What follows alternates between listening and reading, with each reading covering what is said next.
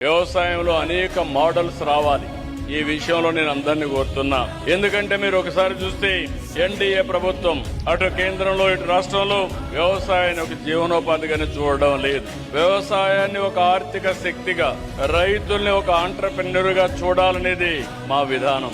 వ్యవసాయ ఉత్పత్తుల్ని ప్రాసెస్ చేసి విలువ జోడిస్తే ఏ విధంగా ఉంటుందో ఈ రోజు ఈ యొక్క ఇండస్ట్రీ ఒక ఉదాహరణ.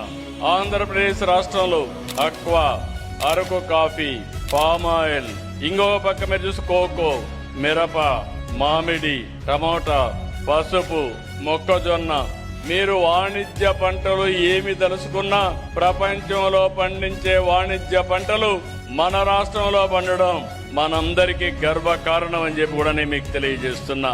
అయితే దీనికి ప్రాసెస్ చేసి, వాల్యూ యాడ్ చేసి, బ్రాండ్ ప్రమోట్ చేసి అంతర్జాతీయ మార్కెట్లు తీసుకుపోతే దాని విలువ అనేక రెట్లు పెరుగుతుంది. అప్పుడే భారత రైతాంగం రాజుగా ఎదిగే పరిస్థితి